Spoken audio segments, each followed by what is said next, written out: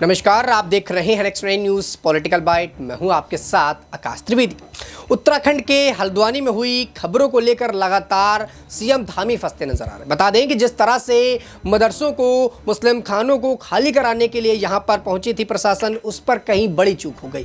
लिहाजा जो वहां की मौजूद जनता थी वो भड़क गई और उसने बड़ा हमला कर दिया। लेकिन सवाल ये उठते हैं कि यूसीसी लागू होने के एक दिन बाद तुरंत यहां पर मदरसे, मस्जिदों को खाली कराने की क्या जरूरत थी और क्या चौड़ीकरण का काम इतना ज्यादा जरूरी था कि उस पर 2 दिन भी नहीं रुका गया और सीएम धामी ने सीधा यहां पर दंगाइयों के हमला करने के बाद यह ऐलान कर दिया कि जिन दंगाइयों को देखा जाए इस तरह का करते उन्हें तुरंत गोली मारी जाए। यह बात कितनी ज्यादा सही है, इस पर लगातार सियासत तेज है। जिस प्रकार से उत्तराखंड के हल्द्वानी में खबर देखने को मिली, मायावती से लेकर तमाम नेताओं ने बयान दिया और मायावती का तो यहां तक मानना था कि देश की जनता परेशान है, देश की जनता को लगातार बीजेपी पार्टी की तरफ से प्रोटेक्शन नहीं मिल रहा।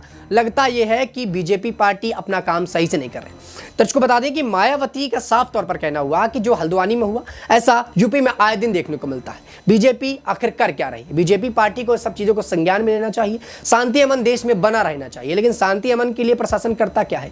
एक मंदिर यहाँ पर बनवा दिया जाता है, उस पर कहीं ना कहीं राजनीति भड़क जाती है। यहाँ पर मदरसों को खाली कराया जाता है, यहाँ पर मुस्लिम खानों को खाली कराया जाता है और उस दौरान प्रशासन कितने लेकर पहुंचते हैं? 2, 4, 10 पुलिस वाले। अगर आप अपने कार्य को सख्ती से जानते हैं तो आपको इस बात का अंदाजा होना चाहिए कि अगर इस तरह का काम होता है तो यहां पर जनता भड़क भी सकती है, मामला बेकाबू भी हो सकता है। और यही उत्तराखंड में देखने को मिला। धामी इस पर लगातार फंस रहे हैं। बीजेपी की उनकी सरकार है, ऐसे में लगातार सवाल बीजेपी पर उठ रहे हैं कि बीजेपी सरकार क्या हिंदू मुस्लिम ही करती रही है? क्या मंदिरों को बनाना, मस्जिदों को तोड़ना, इसी पर राजनीति करती रही और क्या इसी से बीजेपी पार्टी लोकसभा का चुनाव जीतेगी? हमारे साथ दौलत मौजूद है। दौलत, मेरा सवाल रहेगा, जिस प्रकार से सीएम धामी लगातार उत्तराखंड के मामले पर फंस रहे हैं, कहा जा रहा है कि सीएम धामी की लापरवाही की वजह से ये सब कुछ देखने को मिला। कई दंगाइयों की यहाँ पर जान गई, कई पुलिसकर्मी यहाँ पर घायल हुए, पुलिसकर्मियों की जान की आफत आई, आग की गोली दागे गए। इस पर क्या बीजेपी पार्टी को बड़ा एक्शन नहीं लेना चाहिए? और अगर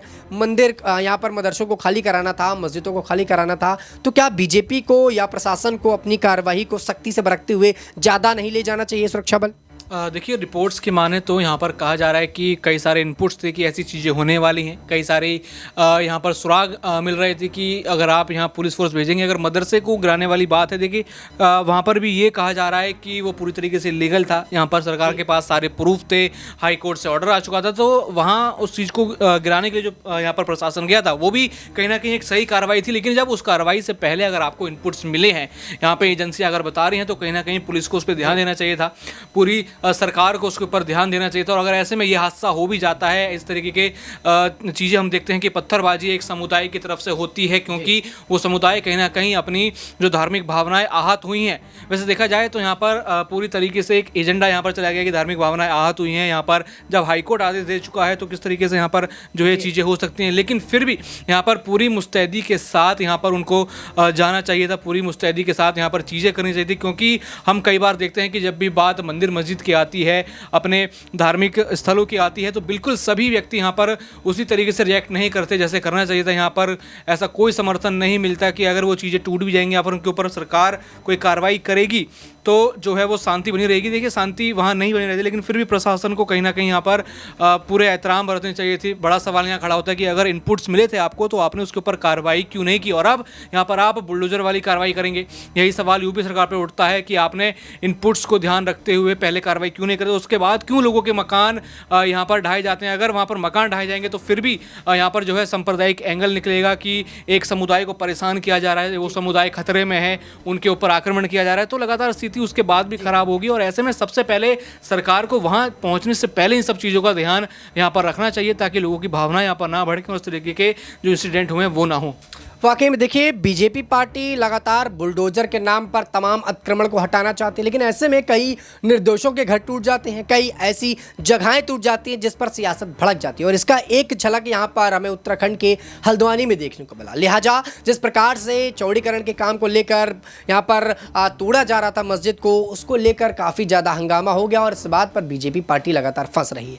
क्या बीजेपी पार्टी इसी तरह से काम करती रहेगी और क्या ये दंगे यूं ही देखने को मिलेंगे? क्योंकि जब दंगे देखने को मिलते हैं तो जान मान की हानि होती है और ऐसे में पुलिस प्रशासन अपने बचाव के लिए गोली तक मारता है, जो उत्तराखंड के हल्द्वानी में हमें देखने को मिला। और यहाँ पर सवाल ये भी खड़ा होता है, एक तरफ देश के प्रधानमंत्री ये ऐलान करते हैं सबका साथ सबका विकास, दूसरी तरफ जो मुख्यमंत्री हैं, जो राज्य चला रहे हैं, वो यहाँ पर सीधा ऐलान करते हैं कि घर गिरवा दीजिए, बुलडोजर चढ़वा दीजिए। कितना ज़्यादा सही है इनका बुलडोजर चलाना, आप इसका जवाब जनता जरूर दीजिएगा। फिलहाल के लिए इतना ही। देश दुनिया की तमाम खबरों से जुड़े रहने के लिए आप देखते रहिए नेक्स्ट 9 न्यूज़ पॉलिटिकल बाइट।